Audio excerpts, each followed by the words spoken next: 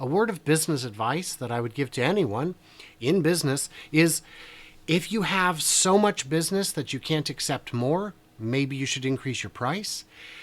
But if you have so little business that a big chunk of your day is spent wandering around trying to find business, maybe lower your price. The first one is an obvious example. My brother, the electrician, he's so busy. He's so busy all the time. All the time. He's never available. And he's even saying, I have to turn away customers because I've got too much business. Raise your prices, Jim. Raise your prices. He does amazing work. He's very good at it. He's very methodical. He's very tidy. If you see the inside of his circuit breakers, they are gorgeous. There are people who will pay extra for that, and just raise your prices. That's it. But now let's talk about the other side, because I've had this problem with contractors in my town where they come to my door and say, hey, I clean gutters. I pressure wash driveways. I do a number of things. I had a guy come out. I do gutters. Can I do your gutters? I said, I'm not even going to ask for a price. I'm not even going to ask for a price. See, the problem is, and I explained this to him, last week I saw a gentleman doing some yard work at my neighbor's house. And I said, hey man, lawn, blower, edger. I said, hey man, what would it cost to just run your edger along the front sidewalk? It's a job. You're right here. You're standing right here. I can see you. That will take you 3 minutes. And it was a young guy, and he said, let me go ask my dad. He goes over, and the dad looks at me. He looks at my house, and he comes back over, and the young guy says, $150. What? What are you taught? So the thing is, we live in the historic district, in a beautiful neighborhood. If I were to tell you where I live, I would say find the nicest houses around, and holler, and I'd probably hear you. But I'm not in the nicest house. I am poor. I am poor. $150 for 3 minutes of work. That's too high. And I explained to him. I said, I asked the neighbor guy to do a 3-minute edge, and he said $150. And I said, that's crazy. I won't pay that. And he goes, no, I'd like to do your gutters. At least let me quote you a price. I said, great. So he goes to his car. He writes up this fancy thing on this terribly made letterhead, and he presents it to me. And the price is $150 to clean my gutters. I was like, that's a great deal. That's a great deal. I go, how long will it take you? So, an hour. I'm like, that's a great deal. Your L&I is high because you're using a ladder. You're providing a valuable service. I don't feel like doing it. If I didn't own a ladder, I'd have to go buy a ladder. That's expensive. Yeah, $150. Let's do it. It's great. And he cleaned my gutters. Did he do a great job? I don't know. I've never been up there. Comes back a year later. He says, hey, it's me again. Would you like a quote on your gutters? I said, sure. And he said, here you go. $800. Now, while I can agree that $150 was probably too low, even though it was an hour job, $800? $800. $800. And I said, Jacob, look, man, it's a no. He's like, well, why? Why? Don't you need your gutters cleaned? I said, well, I feel like you did such a great job last year that, a little stray hair there, that you did such a great job that I'm probably still good. No, what I said is, what you need to do is give out quotes that are lower than the cost of me starting my own business. It's got to be less than that. I could create a company, get insurance, hire employees, clean my own gutters, and then close it down for less than $800. Why would I pay that? I had another guy come by, and he was pressure washing the other neighbor's front steps. He goes, hey man, can I pressure wash your driveway? I said, well, I've got a pressure washer. It's not very good, but I've got one.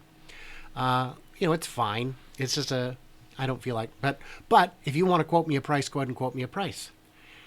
He goes, all right, yeah, I'll do that. So he quoted me the magic number, $150. I said, $150? He says, yeah, $150. I go, super cool. Let me go ask my wife what she thinks real quick, because she's going to ask, how long does it take? And he said, half hour, 45 minutes. Okay.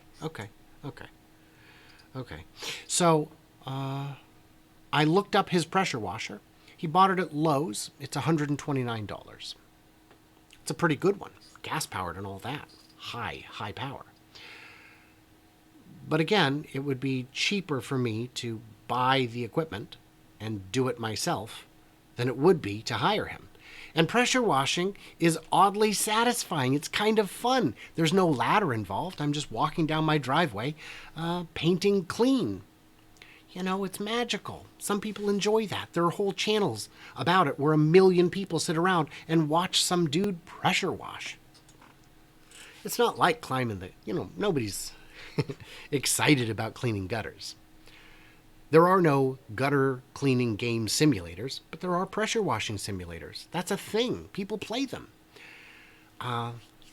What they should be doing is coming to my neighborhood and charging less than, $200 an hour to run a pressure washer. What are you talking? Your L&I is very, very cheap. You don't get on ladders.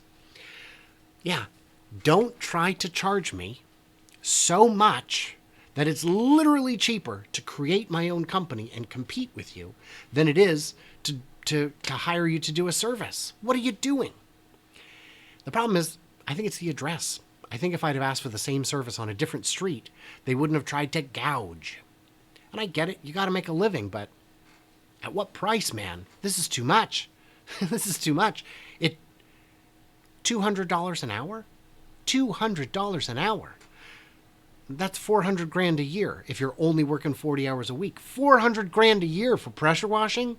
My friend, you must be out of your mind. And what you really are is bad at business, I think. Now, I guess you don't have to find very many people who do that. I asked, there was a plumber who came by once. And I said, yeah, I've got some plumbing work you could do. This shower, the drain has gone bad. It's got to poke a hole in the ceiling here and replace the drain inside the floorboards. I say, oh, yeah, I can do that. It'll be, I want to say he said, I don't remember. I think he said $800. I said, $800? Ooh, that's kind of steep. It's kind of steep. And it might have been more. I don't remember now because it was 2-3 years ago. And it was an amount. And I said, how long will it take? And he goes, well, I don't repair the drywall because I'm not a drywaller. So it'll be, probably 2-3 hours. I'm like, huh. $250, $300 an hour. That's, I mean, maybe that's a and he goes, well, because this guy wasn't a real professional. He had a job. He was going to be doing this on his own time. He goes, well, that's what my boss's company would charge. I'm like, right, but you're not your boss's company. If they screw it up, I know I can go after their bond or their insurance or whatever. But if you screw it up, you're just a dude working on weekends. You want to charge me $250 an hour. You're probably making $30 an hour working for your boss, and you want to charge me 8 times that. I get it, but it's too much. It's too much. I said, well, I tell you what, man, if you have one of those situations where you're short on rent and you need to make you nut by the end of the month, give me a call. And he said, doesn't happen. I go, you make so much money that you never need an extra $400 or $500 instead of $8. He goes, yep. I go, okay. Totally fair. I have enough bathrooms that we don't need that shower. But they see the address and they assume I'm loaded. I am not. I'm very broke. I am the poorest rich person I know or the richest poor person because all my money is tied up in either the value of my house, which does me no good, or my retirement account, which I can't touch for another 15, 20 years. So it's going to be a little while, and my income is very low. But my kids help me out by paying a token amount of rent, and that's how we are able to keep things going. So, yeah. Some of you guys need to charge a whole hell of a lot less. some of you need to charge more. I just remembered the other part of this video I was going to mention. The whole reason this came to me was because there's this awesome Mexican place down by the river, right on the river. Man, it's a loud day. Down on the river. And they've got this Diabla sauce. It's like a red sauce. It's sweet. It's hot. It's wonderful. And I said, hey man, could I get some extra sauce for my leftovers, for my doggy bag? And the guy goes, I can, but they're going to charge you. I said, what? Charge me for just extra sauce? It's like a $17, $18 burrito. Why are they charging me extra for sauce? And they said, because they can. I said, can they? Can they? Because I'm already paying a premium for being down by the river. I don't want to pay a premium and a premium. Sauce costs like nothing. So, and they're like, nope, it's what it costs. So next time I went in, I got the El Diablo again. Wonderful burrito, so delicious. And I said, hey, can I get extra sauce? And they're like, yeah, absolutely. And they did charge me for it. It's like, that's, and it wasn't cheap. I don't remember how much it was, but it was like $3 or something for like an ounce of sauce, a couple ounces of sauce. It's like, that seems high. That seems unreasonable. So I thought, how hard could it be to make? So I went and bought a can of enchilada sauce, and I put in like 2 tablespoons of sugar and some chili oil, some Acabanga, which is a wonderful chili oil. And lo and behold, it tastes the exact same. So now when I get a hankering, I don't go back in.